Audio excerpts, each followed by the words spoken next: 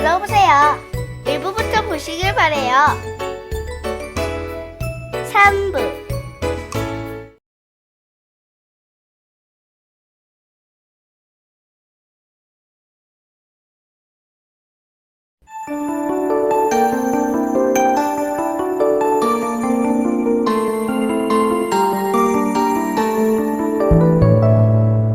자, 이제부터는 여러분에게 어휘력이 길러지게 하는 방법에 대하여 우리 연구소가 개발한 교재인 영어 탈피 수능편의 구성 내용을 예로 들어가면서 구체적으로 설명드리도록 하겠습니다.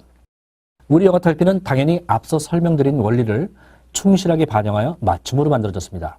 그리고 우리 영어 탈피는 특허법과 저작권법에 의해 보호를 받고 있습니다. 우선 우리 영어 탈피의 가장 중요한 특징 3가지를 소개하겠습니다. 첫째, 모든 표제에 대한 뜻은 일관되게 단 하나만 수록했습니다. 앞서 모든 단어는 단 하나의 유일한 뜻만을 가질 뿐 절대로 복수의 뜻을 가질 수 없다고 말씀드렸습니다. 빌이라는 단어가 있다면 이 빌에 청구서, 법안, 전단지, 집회, 새 불이라는 여러 뜻이 있는 것이 아니라 청구서라는 빌, 법안이라는 빌, 전단지라는 빌, 집회라는 빌, 새 불이라는 빌이 각각 별개의 단어로 존재하는 겁니다. 따라서 우리 영어 탈피 수능편에서는 여러분이 수능시험 범위에서 꼭 알아둬야 할 단어를 수록함에 있어서 기존 책들이 하나의 단어에 여러 뜻이 있는 것처럼 모든 뜻을 묶어서 수록한 것과는 달리 모든 표제에 단 하나의 뜻만을 수록해드렸습니다. 기존 책들은 이렇게 스펠, 철자를 말하다, 맞춤법에 따라서다, 한동안, 주문 이렇게 하나의 스펠에 여러 뜻이 있는 것인 양 기재하고 있다면 우리 교재는 보시는 바와 같이 이 스펠의 뜻으로 철자를 말하다 라는 단 하나만의 뜻을 기재하고 있습니다. 또 기존 책들은 이렇게 빌의 뜻으로 청구서, 법안, 전단지, 집회, 새 불이라고 한꺼번에 기재하고 있는 데 반해서 우리 영어 탈피에는 여기서도 마찬가지로 이 빌에 대해서 단순히 청구서라는 단 하나의 뜻만을 기재하고 있습니다.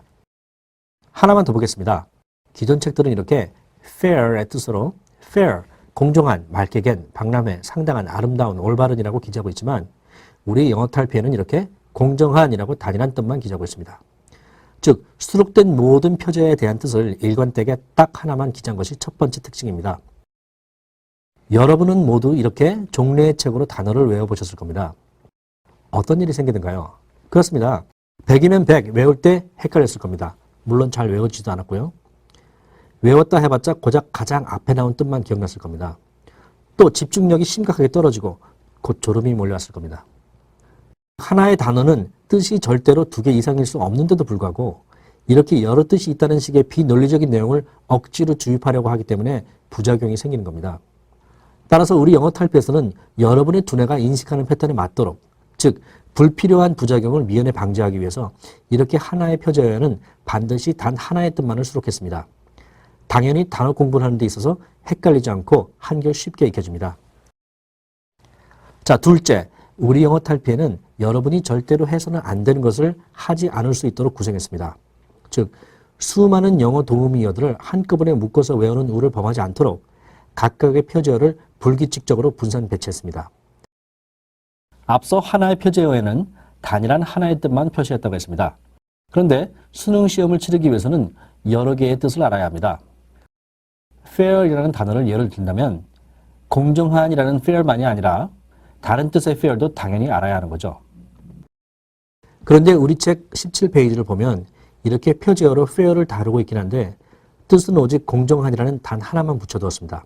물론 모든 단어는 단 하나의 뜻만을 갖기 때문에 이렇게 써주는 것은 당연히 맞는 것이지만 그렇더라도 나머지 fair의 뜻도 알아둬야 하는데 여기는 안 보입니다. 그렇다면 박람회라는 fair이나 상당한이라는 fair, 아름다운이라는 fair은 어디에 있는 걸까요? 설마 공정한이라는 fair만을 싣고 나머지는 모두 무시해버렸을까요? 그럴 리가 있겠습니까? 우리 영어 탈피 수능편에서는 여러분이 익혀둬야 할 fair를 총 6개 수록해 두었습니다. 공정한이라는 fair과 맑게 갠이라는 fair, 박람회라는 fair, 상당한이라는 fair, 아름다운이라는 fair, 올바른이라는 fair, 바로 그겁니다. 자, 어디에 수록되어 있는지 하나하나 찾아보겠습니다. 먼저 공정한이라는 뜻의 fair은 이미 보셨듯이 이 책의 17페이지에 수록되어 있습니다. fair, 공정한 이렇게요. 예문을 볼까요? 네, 우리는 공정한 대우를 받고 싶습니다 라는 내용이군요. 자, 이제 맑게 갠이라는 뜻의 fair를 찾아봅시다.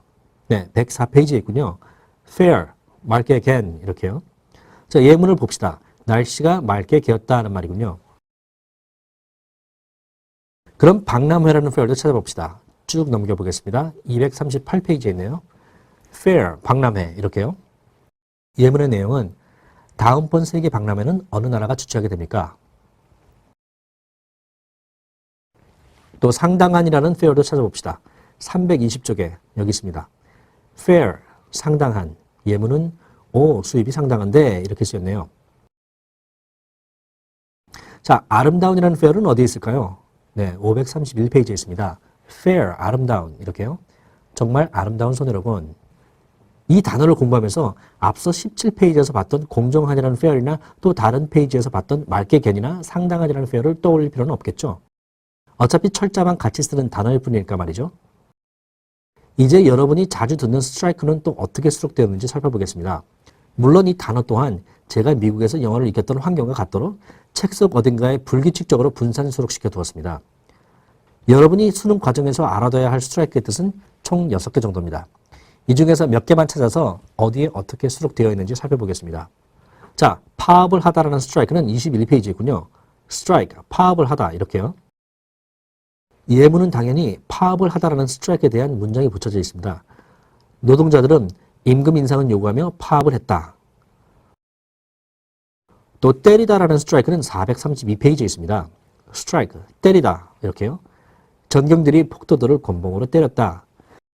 21페이지에서 스트라이크는 단어를 배웠지만 그때는 파업을 하다라는 스트라이크였으니까 지금 이 스트라이크를 익히면서 그때의 스트라이크를 생각할 필요도 없고 또 관심도 가지 않게 됩니다. 자, 하나만 더 보도록 하겠습니다. 수능 시험을 위해서는 raise의 뜻을 이렇게 12개 정도는 알아둬야 합니다. 뜻이 비슷한 듯 하면서도 실제로 쓰일 때는 모두 별개로 쓰이겠죠. 이렇게나 많은 걸 어떻게 외우지? 라고 걱정하지 마십시오. 여러분이 타다나 가다와 같은 단어의 수많은 뜻을 알고 있듯이 저는 여기 있는 raise 말고도 훨씬 더 많은 뜻의 raise를 알고 있습니다. 다시 말씀드리지만 그동안에는 익히는 방법이 잘못돼서 그런 것이지 단어의 뜻이 여러 개여서 외우기가 어려웠던 것이 아닙니다. 그러니까 지레 겁먹을 필요가 없습니다. 아무튼 이 중에서 몇 가지만 살펴보도록 하겠습니다. 먼저 인상하다라는 뜻의 raise는 17페이지에 우선 저는 담배 가격을 인상하고자 합니다 라는 문장과 함께 수록되어 있습니다. 또 일으켜 세우다라는 뜻의 raise는 이렇게 한참을 넘겨서 210페이지에 할아버지가 몸을 일으켜 앉으셨다라는 문장과 함께 수록되어 있습니다. 또 재배하다라는 뜻의 raise는 355페이지에 손씨 부인과 그녀의 남편은 퇴비더미에서 채소를 재배한다라는 문장과 함께 수록되어 있습니다. 물론 여러분들이 꼭 알아둬야 하는 소위 기본 동사라고 하는 take, give, run 등등의 단어들도 각각의 뜻에 따라서 일일이 구분되어 이 책 곳곳에 불규칙하게 분산 수록되어 있습니다. 자, 왜 이렇게 분산 수록해서 익혀야 한다고 했죠? 네, 사람에게 단어가 익혀지는 원리가 그렇기 때문이고 또 서로 다른 뜻을 갖는 단어들을 같은 뜻인 양 달달 외우려고만 한다면 헷갈려서 외워지지도 않을 뿐더러 외웠다 치더라도 실제의 듣기나 읽기를 할 때 앞에서부터 뒤쪽으로 순차적으로 그것도 빠른 속도로 이해하는 것이 불가능하기 때문입니다. 더군다나 말하기를 할 때는 더더욱 난감해지기 때문이죠. 읽기도 안 되는데 말하기가 될 수 있겠습니까? 만약에 외국인이 한국어 타다라는 동사를 익힌다고 했을 때 승차하다라는 타다, 연소하다라는 타다, 석다라는 타다를 이렇게 우리 영어 탈피에서와 같이 각각이 쓰이는 문장과 함께 책의 곳곳에 분산시켜서 익히는 것과 아니면 여러분이 영어 단어 외우듯이 이렇게 묶어서 외우려고 하는 것 중에서 어떤 것이 인간에게 언어가 익혀지는 근본 원리에 맞을 것이며 또 어떤 것이 헷갈림이나 집중력 저하나 졸음 발생과 같은 부작용 없이 익혀지겠습니까? 일반적으로 초등학교 때와 중학교 때는 영어를 포기하는 학생이 거의 없습니다. 왜냐하면 영어 단어의 뜻이 이때는 대부분 한 개이기 때문입니다. 예컨대 poor은 가난할 뿐이고 fine은 좋은 일 뿐이고 spring은 봄일 뿐이고 raise는 들어올리다일 뿐이고 run은 달리다일 뿐입니다. 그런데 고등학생이 되면 이 단어들이 완전히 변신 로봇이 되고 맙니다. 예컨대 가난한이었던 poor은 갑자기 어떤 문장에선 서투른으로 변해버리고 또 어떤 문장에서는 형편없는으로 변해버립니다. 좋은이었던 fine은 가느다란으로 또 어떤 때는 정교한으로 또는 벌금으로 변해버립니다. 또 봄이었던 spring은 갑자기 샘으로 용수철로 또 튀어오르다로 변해버립니다. 그리고 뭔가를 들어올리다 하였던 raise는 갑자기 모금하다로, 인상하다로, 양육하다로 변해버립니다. 물론 고등학교 수준에서 이렇다는 얘기고 대학생이 돼서 토익 시험을 치러야 할 때는 이보다 더 다양한 뜻으로 변하고 또 변해버립니다. 어찌됐건 좋은 대학을 들어가겠다는 일념으로 죽어라 외워보지만 외웠다 해도 시험이 끝나는 순간 사실상 거의 기억에서 사라져버리고 고작 기억에 남는다 해도 맨 처음에 외웠던 뜻 한두 개뿐입니다. 이런 험난한 과정을 거치는 동안 안타깝게도 수많은 학생들이 영어 단어에 공포를 느끼고 그리고는 말하기 영어를 포기하는 수순을 밟게 됩니다. 그런데 정말 아이러니한 것은 이러한 문제를 여러분이 가지고 있는 여러 책들이 조장하고 있었다는 겁니다. 무슨 말인가 하면 앞서 설명드린 대로 모든 단어는 단 하나의 뜻만을 갖습니다. 그리고 각 단어들은 그것이 동음이어든 아니든 모두 각각의 시간과 각각의 공간에서 따로따로 익혀지는 원리가 있습니다. 따라서 여러분도 우리 영어 탈피의 수록 방식과 같이 하나의 단어에 대해 단 하나의 뜻만을 기재해서 따로따로 익혀 써야 했던 것입니다. 그런데 황당하게도 완전히 정반대로 하고 있었던 것입니다. 자, 여기를 봐주십시오. 초등학교 때나 중학교 때 이렇게 단어장을 만들어서 외웠다고 한다면 그냥 그렇게 하던 대로 고등학생이 되었어도 똑같은 방식으로 했으면 별 문제가 없었습니다. 예컨대 중학교 때 알았던 fine은 좋은이라는 뜻이었습니다. 그래서 이렇게 fine, 좋은이라고 써서 외웠습니다. 또 spring은 봄이라는 뜻입니다. 따라서 당연히 이렇게 spring, 봄이라고 외웠습니다. 또 fair은 공정한입니다. 마찬가지로 당연히 이렇게 fair, 공정한이라고 써서 외웠습니다. 물론 take도 가지고 가다 이렇게 써주고 sound도 소리 이렇게 make도 만들다, raise도 들어올리다, stick도 막대기, stand도 서다, give도 주다, build도 청구서, apple 사과, hammer도 망치라고 이렇게 단어장에 적어서 외웠습니다. 이렇게 하면 적어도 외우는 데는 별 문제가 없습니다. 왜냐하면 단어의 뜻이 모두 하나이기 때문입니다. 봄을 영어로는 spring이라고 한다. 또는 공평하다는 말을 영어로는 fair이라고 한다. 라고 외우는 게 그다지 어려운 문제는 아니지 않습니까? 따라서 고등학생이 되었더라도 공부하다가 가느다란이라는 뜻의 fine을 보게 되면 단순히 여기다 이렇게 fine, 가느다란이라고 정리해서 익히면 그만이었던 것입니다. 마찬가지로 샘이라는 spring을 보게 되면 또 여기다 이렇게 spring, 샘이라고 써서 외우면 그만입니다. 또 아름다운이라는 fair를 보게 돼도 마찬가지로 여기에 fair, 아름다운이라고 해서 익히면 그만인 것이고 얼마간의 시간이 걸리다라는 뜻의 take를 접하게 될 때도 take, 얼마간의 시간이 걸리다라고 써서 외우면 되는 것이었습니다. 왜냐하면 누차 설명드렸듯이 이 단어들은 글꼴과 발음만 같이 쓰는 동음이어일 뿐 서로 별개의 단어이기 때문에 묶어서 외울 경우 실익은 없이 헷갈리기만 할 뿐이기 때문입니다. 말하자면 모자를 쓰다 할 때의 쓰다와 글자를 쓰다 할 때의 쓰다는 전혀 다른 단어이기 때문에 따로따로 익히는 것이 당연한 것 같은 이치입니다. 그런데도 여러분이 고등학생이 돼서 사본 그간의 책들은 정말 황당하게도 서로 다른 이 단어들이 마치 같은 단어인 양 한테 묶어서 외우도록 만들어버렸습니다. 가느다란이라는 뜻의 fine은 좋은이라는 fine과의 별개의 단어니까 그냥 여기 이대로 놔두면 될 것을 뜬금없이 여기에 가져다가 이렇게 이 뜻과 하나로 묶어버립니다. 또 샘이라는 스프링도 쓸데없이 이 봄이라는 스프링과 함께 묶어버리고 또 이 아름다운이라는 fair도 이렇게 공평한이라는 fair과 묶어버리고 또 얼마간의 시간이 걸리다라는 뜻의 take도 이렇게 여기다 묶어버립니다. 물론 벌금이라는 fine도 그냥 이렇게 따로 써서 익히면 될 것인데 당연하다는 듯이 이렇게 여기에 묶어져 버리고 또 상당한이라는 뜻의 fair도 이렇게 또 묶어버립니다. 1 플러스 1이 2라는 것을 모르는 사람은 없습니다. 덧셈 공식을 잘 알고 있기 때문에 헷갈릴 일이 없는 결과입니다. 그런데 이 1 플러스 1이 2뿐만이 아니라 3일 수도 있고 4일 수도 있고 5일 수도 있다는 식으로 외우라고 한다 칩시다. 이러면 여러분의 두뇌는 어떻게 반응하겠습니까? 당연히 과부하를 먹게 되고 결과적으로는 집중력 저하와 졸음을 불러옵니다. 두뇌는 주인인 여러분을 스트레스 없이 편한 상태로 유지하려는 성질이 있습니다. 그래서 논리에 맞지 않는 명령을 하면 스트레스를 피하기 위해서 당연히 거부 반응을 일으키는 겁니다. 우리 교재처럼 두뇌의 인지 특성에 맞춤으로 만들어서 익히려 해도 공부라는 것 자체가 그다지 즐거운 것으로 받아들여지지 않는 법인데 이런 식으로 완전히 정반대로 만들어진 책으로 공부를 하라고 하니 여러분의 두뇌가 당연할 수 있었겠습니까? 혹시라도 영어를 포기한 사람이 있다면 다시 시작하십시오. 여러분이 영어를 포기한 것은 여러분의 게으름이나 인내심 부족 때문이 아닙니다. 그럴 수밖에 없는 필연적인 문제가 있었기 때문인 것이죠. 분명히 말씀드리지만 여러분들이 그간의 책으로 하고 있는 방식은 언어학적으로 전혀 근거가 없습니다. 본격적으로 우리나라의 영어 교육이 시작된 것은 전쟁으로 폐허가 되었던 1955년부터입니다. 당시는 영어 교육 이론이 전무했을 뿐더러 변변한 학습서도 없던 시절이라서 의지할 수 있었던 것은 오직 영안사전뿐이었습니다. 그러나 사전이라는 것은 단어를 찾아보기 쉽도록 설계한 것이기 때문에 표제어의 배열을 알파벳 순서대로 할 수밖에 없었고 지면을 절약하기 위해서 표제어를 이렇게 하나만 쓰고 여기에 여러 뜻을 일괄적으로 모아서 이렇게 정리하게 된 겁니다. 오로지 단어 찾는 것을 쉽게 하기 위해서 단어 하나에 이런저런 뜻을 일괄적으로 묶어준 것뿐인데 마치 그렇게 묶어서 외우는 것이 당연한 것인 양 엉뚱하게 굳어져 버린 겁니다. 사실이 이런데도 시중에 나와 있는 모든 어휘책들은 약속이라도 한 것처럼 이런 식으로 마치 영안사전을 요약 정리한 스타일로 만들어져 있는 겁니다. 그렇지만 이들 다른 교재만을 탓할 수도 없습니다. 말하자면 너무 오랫동안 한국의 영어 교육 전체가 이러한 잘못된 고정관념에서 헤어나오질 못하고 있었기 때문입니다. 아시다시피 여기에 이 애플이나 해머는 서로 다른 단어입니다.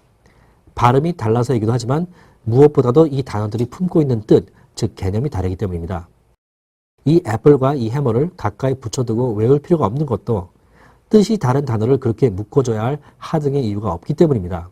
여기 예를 든 이런 fine이나 spring과 같은 동음이어들도 마찬가지입니다. 오히려 애플이나 해머는 뜻만 다른 것이 아니라 글꼴과 발음도 다르기 때문에 이렇게 잇따라 묶어줘도 헷갈리는 일이 발생하지 않습니다. 그러나 동음이어는 서로 다른 단어인데도 불구하고 글꼴과 발음이 같아서 헷갈릴 소지가 많기 때문에 오히려 반드시 분리할 필요가 있고 일상생활에서 익힐 때도 그렇게 분산된 환경에서 익히고 있기 때문에 더더욱 가까이 묶어서 외워서는 안 되는 겁니다. 자, 영어 단어 어떻게 익혀야 한다고요?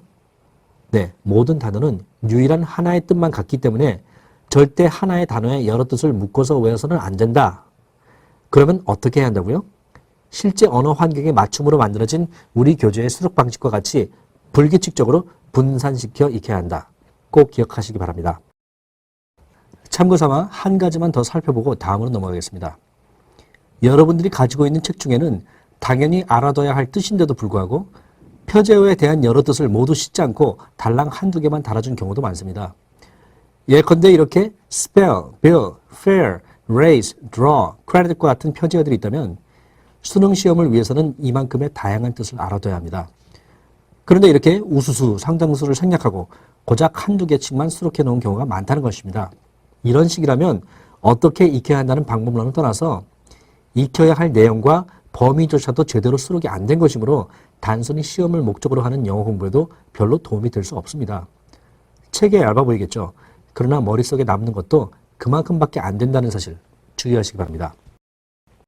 자, 셋째, 우리 영어 탈피는 영어 어휘력을 기르기 위해서 반드시 해야 하는 것을 자연스럽게 할 수 있도록 구성했습니다. 즉, 단어의 뜻만이 아니라 그 단어에 내재된 짝을 이루는 단어에 대한 정보, 또 어순 정보, 또 기능어에 대한 정보까지 패키지로 익혀줄 수 있도록 모든 표제어에 완전 문장 형태의 예문을 붙였습니다. 단어는 하늘이 두 쪽이나도 반드시 문장과 함께 익혀야 하기 때문입니다. 우리 교재는 이렇게 여러분이 익혀야 할 모든 단어에 대해서 엄선된 예문을 빠짐없이 붙여두었습니다. 단어마다 각각 예문을 실어줬기 때문에 책은 두껍게 느껴질 수 있습니다. 그렇지만 분명한 것은 우리 영어 탈피가 그간의 모든 학습서에 비해서 가장 얇은 책이라는 걸 곧 깨닫게 될 겁니다. 예를 들어서 이 책의 17페이지에 있는 철자를 말하다라는 스펠과 494쪽의 맞춤법에 따라서다라는 스펠과 134쪽의 한동안이라는 스펠과 263쪽의 주문이라는 스펠은 이 단어들이 어원이 같건 어쩌건 현실에 있어서는 서로 다른 별개의 단어입니다. 따라서 이 단어의 모든 뜻을 익히려면 단어마다 각각 예문을 붙여주는 것이 당연합니다. 그러나 여러분들이 갖고 있는 기존의 책들은 이렇게 표제어와 스펠에 이렇게 여러 뜻을 써줬으면서도 예문은 그 중에 하나의 뜻, 즉 이렇게 철자를 말하다라는 뜻에 대한 예문만 달아줬을 뿐 이것과는 다른 단어인 맞춤법에 따라서다라는 스펠과 한동안이라는 뜻의 스펠과 주문이라는 뜻의 스펠에 대해서는 예문을 달아주지 않음으로써 뜻은 4개를 써놨지만 결국 그중 한 개만 공부하라는 식인 겁니다. 기존 출판사들이 이런 식으로 책을 만든 이유는 모든 단어는 반드시 하나의 뜻만을 가진다라는 단어의 근본 성질에 대한 이해가 없다 보니까 각각의 스펠에 대한 예문을 붙여줘야 하는 필요성을 망각하고 말았기 때문입니다.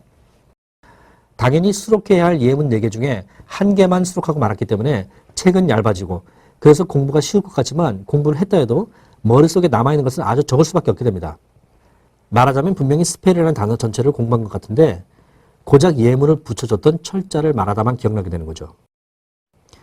따라서 시험지에 한동안이라는 뜻의 스펠이 들어간 이런 예문이 나오면 의역까지 동원해도 당연히 해석이 안 될 수밖에 없습니다. 왜냐하면 예문 없이 외운 단어는 기억 속에 거의 남아있지 않기 때문입니다. 그래서 모든 단어에 대한 예문을 빠짐없이 붙여야 하는 것은 선택이 아니라 필수라는 겁니다.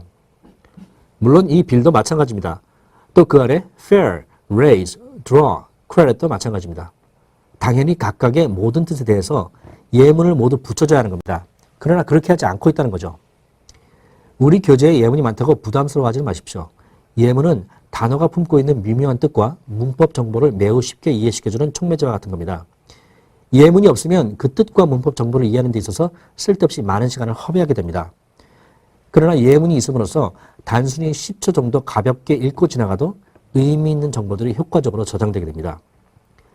예컨대 여기 이렇게 예문 없이 뜻만 나열된 경우에는 각각의 스펠에 대한 정확한 이해가 안 된 상태로 넘어갈 수밖에 없지만 이렇게 예문을 붙여주면 단순히 읽고 내려가기만 해도 두뇌에 각각의 스펠에 대한 값진 정보들이 남게 되기 때문입니다. 마치 수학이나 물리를 공부할 때 공식만 있는 경우와 그 공식이 유도된 과정이 함께 있는 경우, 장황한 듯해도 설명이 잘 된 경우가 궁극적으로는 학습이 이롭죠. 바로 그겁니다. 이렇게 똑같은 범위를 익혀야 할 경우 당연히 오른쪽처럼 예문과 함께 보여지는 것이 학습 효율이 훨씬 좋습니다. 당연히 익혀지는 속도도 빠르기 때문에 소요되는 총시간도 훨씬 적게 듭니다. 자, 다음으로는 우리 영어 탈피의 기타 구성 특징을 보겠습니다. 우리 교재는 이상의 가장 중요한 특징 3개 외에도 여러분에게 도움이 되도록 가능한 한 모든 것을 배려했습니다. 먼저 품사 전성 현상을 보이는 어휘들을 체계적으로 묶어서 수록했습니다. 한국어 먹다에 어미의 변화를 줘서 먹음, 먹은, 먹게와 같이 바꾸면 문장 속에서 다른 품사, 다른 문장 성분으로 쓰이게 됩니다. 영어도 마찬가지로 fair과 fairly, fairness와 같이 모양을 바꾸면 형용사, 부사, 명사로 품사의 변화가 생깁니다. 특히 영어의 경우에는 글꼴과 발음은 변화를 주지 않고 이렇게 문장에서 놓이는 위치만 변화를 줘도 품사가 달라집니다.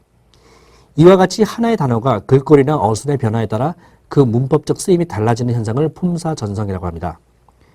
우리는 한국어를 익힐 때 느끼다를 느낌, 느끼는, 느끼게와 같이 고쳐 쓰는 훈련을 함으로써 어휘력과 문법 능력을 키웠습니다.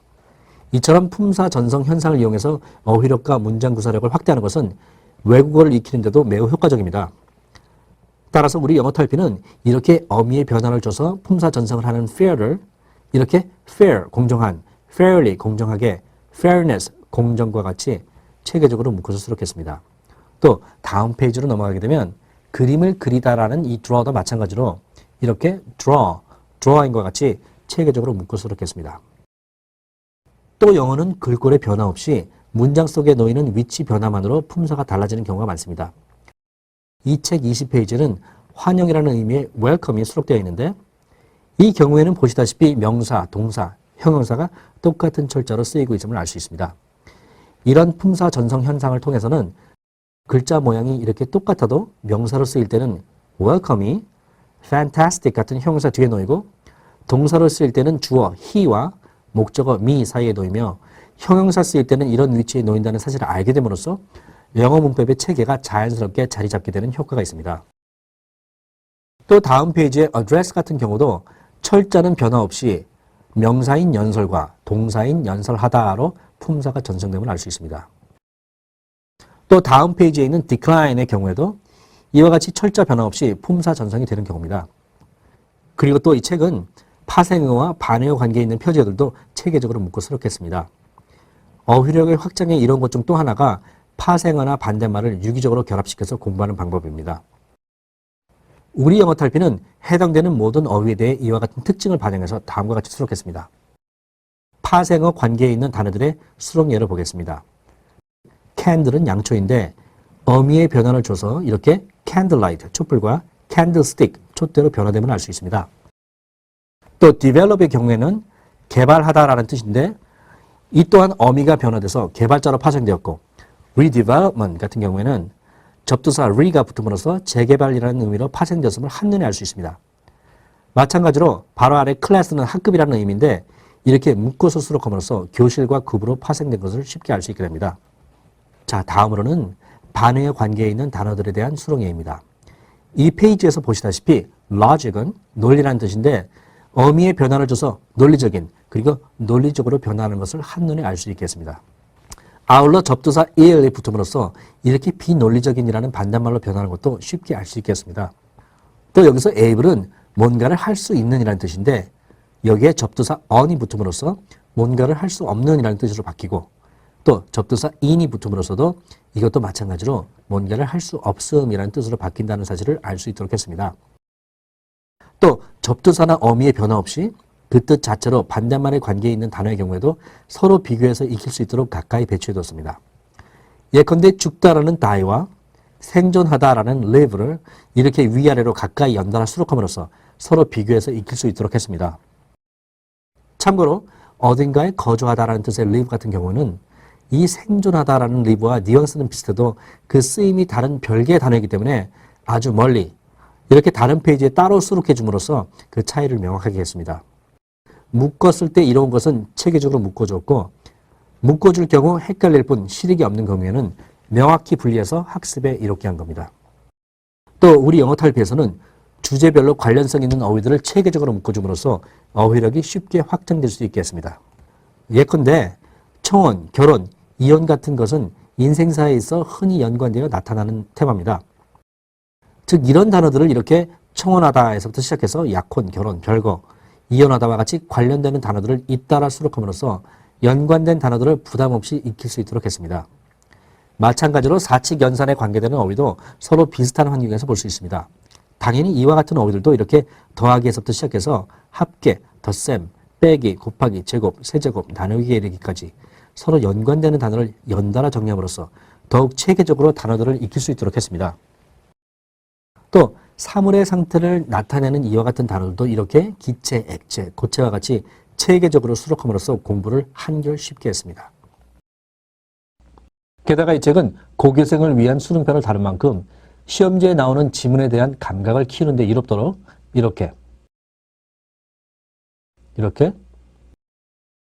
이렇게 기존에 출제되었던 수능시험 예문 1000여 개를 엄선해서 수록했습니다. 그리고 우리 영어 탈피는 예문 해석을 하는 데 있어서 사전을 필요치 않게 구성했습니다. 다음과 같이 모든 예문과 해석문이 서로 1대1로 서로 대응되도록 색색의 밑줄로 표시를 해두었습니다. 예를 들어 이 문장에서는 century와 대응하는 세기를 이렇게 같은 색깔 밑줄로, 또 battleground와 전쟁터를 같은 회색 밑줄로, confronted과 대치하다를 같은 보라색 밑줄로, 그리고 socialism과 그 뜻에 해당하는 사회주의를 연두색의 밑줄로 표시를 해두었습니다. 이렇게 모든 예문에 표시를 함으로써 사전을 찾는 등의 불필요한 시간 낭비가 없게 됩니다. 모든 단어는 뜻뿐만 아니라 그 쓰임 정보까지 일체로 익혀야 하기 때문에 반드시 예문을 통해서 익혀야 합니다. 또 예문을 익히는 것이 술술 빠르게 이루어져야 학습에 있어서 스트레스가 적게 됩니다. 그러기 위해서는 우선 표제와 함께 등장하는 주변 어휘들에 대한 해석을 빠르게 할 수 있는 능력이 있어야 하는데 아직 여러분 중 상당수는 이들 주변 단어들에 대한 어휘력이 부족하기 때문에 이렇게 해석문을 달아줘도 곧바로 이해가 안 될 때가 있습니다. 예문 해석을 하는 과정에서 해석이 즉시 안 되는 경우가 생기면 사전을 찾거나 또는 해석문을 뚫어져라 쳐다보면서 시간을 낭비하지 마시고 곧장 색깔별로 대응시켜 놓은 밑줄을 통해서 손쉽게 내용을 이해한 후 다음 문장으로 진행하시기 바랍니다. 물론 실력이 좋아짐에 따라 밑줄의 도움이 필요 없어지면 이와 같이 책갈피를 이용해서 밑줄 부분을 이렇게 가리고 활용하시면 됩니다. 사실 공부를 집중해서 하다 보면 예컨대 이 문장을 10여 초 내에 술술 읽고 이해하려는 자세를 가지고 적극적으로 예문을 대하게 되면 처음에는 예문 해석에 도움을 받기 위해서 색색의 밑줄로 눈길이 갈 때가 있지만 1, 2회 반복 학습을 하는 과정에 다다르면 이런 밑줄뿐만 아니라 이런 해석문 전체에 대해서도 관심이 없어지고 오직 영어 예문에만 눈길이 가게 됩니다. 따라서 책갈피를 사용하는 것도 금방 필요 없어질 것입니다. 공부할 때면 당연히 사전을 찾는 것으로 생각하는 사람들이 있는데 절대 그렇지 않습니다. 진짜 사전이 필요한 시점은 자신이 영어를 어느 정도 할 수 있는 상태에서 사용하는 단어에 대한 뜻을 더 정확히 알고자 할 때입니다. 여러분이 국어사전을 필요로 했던 게 언제였던가를 생각해 보시면 쉽게 이해되실 겁니다.